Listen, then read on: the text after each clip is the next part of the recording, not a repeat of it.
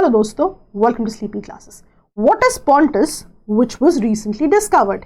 एक newly form volcanic island chain Indian Ocean में, एक मैसिव एंशिएंट टेक्टोनिक प्लेट जो वेस्टर्न पैसिफिक में मिली है, एक deep sea coral reef ecosystem, या फिर mineral deposit rich in rare earth elements.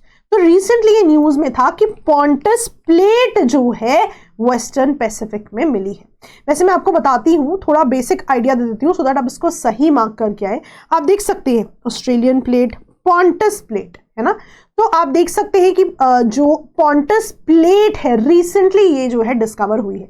और ऐसा नहीं है कि पॉन्टस प्लेट को ढूंढा जा रहा था, एक्सीडेंटली मिल गई जब बोर्नियो में रॉक्स को एग्जामिन किया जा रहा था। कहा जा रहा है कि ये जो पॉन्टस प्लेट है आज एग्जिस्ट नहीं करती क्योंकि प्रोबेबली ये सबडक्ट हो गई होगी। अब सबडक्ट हो जाएगी तो जो मैंटल है उसमें जाके प्रोबेबली ये मिल गई होगी, ऐसा कहा जा रहा है। So over the time Pontus plate probably subducted और रीएब्सॉर्ब हो गई अर्थ्स मैंटल। साइंटिस्ट कह रहे हैं कि इसका पॉन्टस नाम इसलिए दिया गया because it resided under the ancient ocean called Pontus ocean जब उसकी एग्जिस्टेंस होती थी। तो एज ए टर्म ये प्री में जो है आपसे पूछा जा सकता है। क्वेश्चन 2 की बात करें तो ये मेंस का PYQ है, पर मैं आपको कॉन्सेप्ट समझाना चाहती हूँ यहाँ। अब सवाल देखिए, मुंबई, दिल्ली, कोलकाता 3 मेगा सिटीज हैं, पर पोल्यूशन दिल्ली में ज्यादा बड़ा प्रॉब्लम है। क्यों? तो यहाँ पे ना 3 ऑप्शंस दिए हैं। पर्पस है मैं आपको समझा दूं, तीनों ऑप्शन सही है। अब मैं आपको समझाती हूँ होता क्या है, ध्यान देना। मुंबई, कोलकाता जो है ये कोस्टल सिटीज है। वहीं अगर हम दिल्ली की बात करें तो ये कोस्टल सिटी तो नहीं है। रादर ध्यान रखना, मुंबई और कोलकाता कोस्टल सिटीज हैं। ऑन द कॉन्ट्ररी दिल्ली जो है लैंडलॉक्ड। अभी मैं क्यों बता रही हूं? कोस्टल सिटी का मतलब है, आपने लैंड और सी ब्रीज के बारे में सुना होगा। तो लैंड और सी ब्रीज का मतलब है कि यहां पे पोल्यूटेंट्स के डिस्पर्स होने का मैकेनिज्म एग्जिस्ट कर रहा है। तो पोल्यूशन रुकेगा नहीं, डिस्पर्जल चलता रहेगा। पर ये फिनोमेना दिल्ली में अवेलेबल नहीं है। क्यों? लैंडलॉक्ड है। तो ऑफ कोर्स वहां पे पोल्यूशन रुकेगा, राइट, वहीं पे इकट्ठा होता रहेगा। ऐसा मैकेनिज्म वहां नहीं। बेसिकली तो हम कंपैरिजन ही कर रहे हैं। दूसरी चीज देखिए, टेम्परेचर इन्वर्जन। अब ध्यान से सुनिएगा, टेम्परेचर इन्वर्जन में होता क्या है? नॉर्मल कंडीशन क्या है? Normal lapse rate. यहां पे वार्म, जैसे जैसे ऊपर जाएंगे टेम्परेचर घटता जाएगा। दैट मीन्स यहां वार्म और ऊपर गए कोल्ड और ऊपर गए और कोल्ड। इन्वर्जन में कंडीशंस उल्टी है। इन्वर्जन में यहां कोल्ड हो जाता है, यहां वार्म हो जाता है। पहली चीज, राइट। दूसरी चीज समझिए, जब भी कहीं लो प्रेशर या वार्म कंडीशंस होती हैं तो हवा ऊपर जाएगी, बादल बनेंगे, बारिशें होंगी। इसे कहते हैं इंस्टेबिलिटी की कंडीशंस। वहीं कहीं भी हाई प्रेशर होता है, कोल्ड कंडीशंस होती हैं तो हवा चुपचाप नीचे आती है, राइट। इसे कहते हैं स्टेबिलिटी की कंडीशंस, राइट। अब समझिए, टेम्परेचर इन्वर्जन जब हो रहा है दिल्ली में सर्दियों में तो यहां पे कोल्ड कंडीशंस है ना। कोल्ड का मतलब समझ रहे हो कि हवा चुपचाप नीचे आ जाएगी। अगर कहीं भी वार्म कंडीशंस होती और वहां पोल्यूटेंट्स होते तो वो कन्वेक्शन के साथ ऊपर चले जाते। लेकिन दिल्ली में विंटर्स में जब भी टेम्परेचर इन्वर्जन होगा, हाई प्रेशर होगा, कोल्ड होगा, हवा चुपचाप नीचे आएगी। यानी पोल्यूटेंट्स ट्रैप हो जाएंगे, डिस्पर्स तो नहीं होंगे। तो ट्रैपिंग ऑफ पोल्यूशन की वजह से भी यहां पे with comparison to Mumbai and Kolkata ज्यादा जो है पोल्यूटेंट्स होते हैं। वैसे भी मुंबई कोलकाता में इतनी ज्यादा ठंड तो नहीं हो रही है।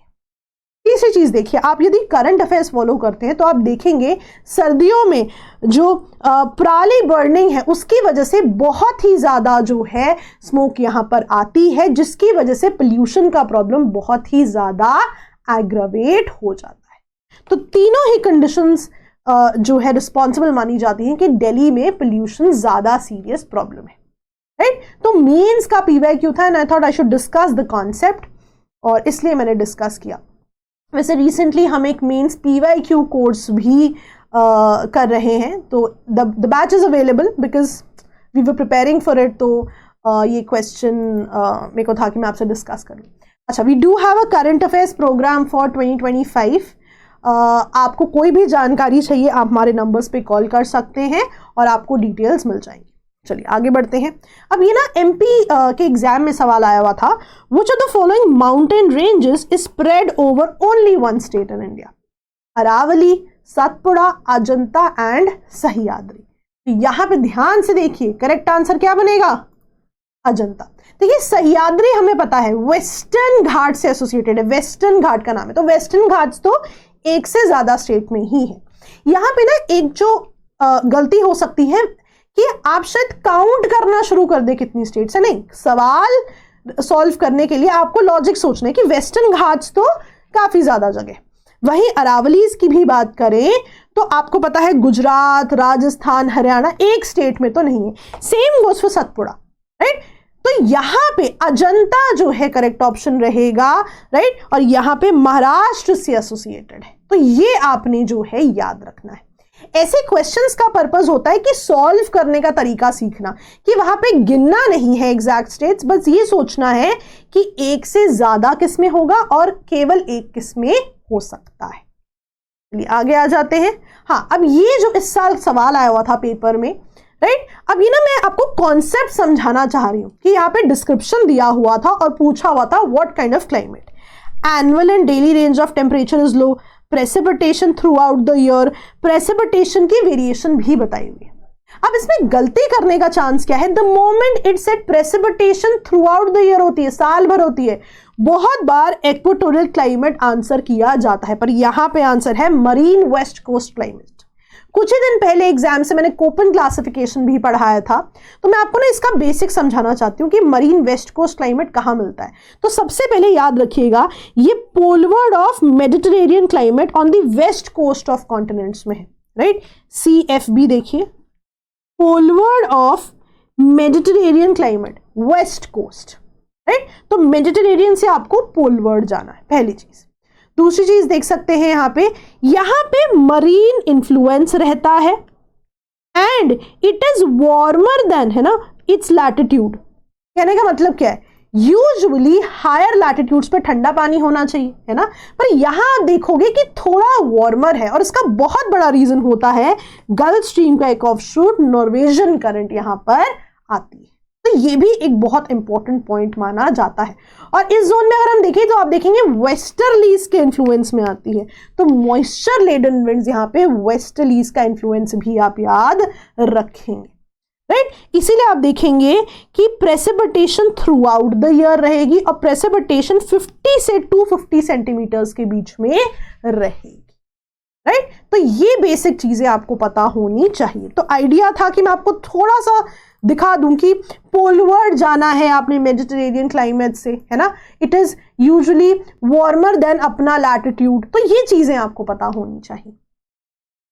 फिफ्थ क्वेश्चन की बात करें तो यहाँ फाइटोप्लैंक्टन्स की बात हो रही है। देखिए फाइटोप्लैंक्टन्स का मैं कॉन्सेप्ट समझाती हूँ ना। फाइटोप्लैंक्टन्स को ना ग्रो करने के लिए सनलाइट एंड न्यूट्रिएंट्स दोनों चाहिए होते हैं। तो मैं आपको एक एग्जांपल से बताऊंगी कि यदि एक भी नहीं है या मात्रा में कम है तो व्हाट कैन बी डन, है ना। तो यहां पे ना मैं आपको कॉन्सेप्ट समझा देती हूं। अब होता क्या है, देखिए जब भी एक एग्जांपल लेते हैं हम, आपको बेसिक कॉन्सेप्ट समझ में आ जाएगा, राइट। अब यहां पे क्या होता है, देखिए फाइटोप्लैंक्टन्स यूजुअली शैलो वाटर में होते हैं और फाइटोप्लैंक्टन्स को चाहिए होती है सनलाइट और न्यूट्रिएंट्स ग्रो करने के लिए। अब शैलो वाटर में सनलाइट तो होगी, लेकिन जितनी ज्यादा सनलाइट होगी जितने न्यूट्रिएंट्स होंगे फाइटोप्लैंक्टन्स यूज करते रहेंगे। अब न्यूट्रिएंट्स धीरे धीरे कम होते जाएंगे, तो न्यूट्रिएंट्स कैसे बढ़ेंगे? यदि यहां पे अपवेलिंग हो रही हो, तो अपवेलिंग में क्या होता है, हमने पढ़ा भी है, साथ में न्यूट्रिएंट्स भी आते हैं।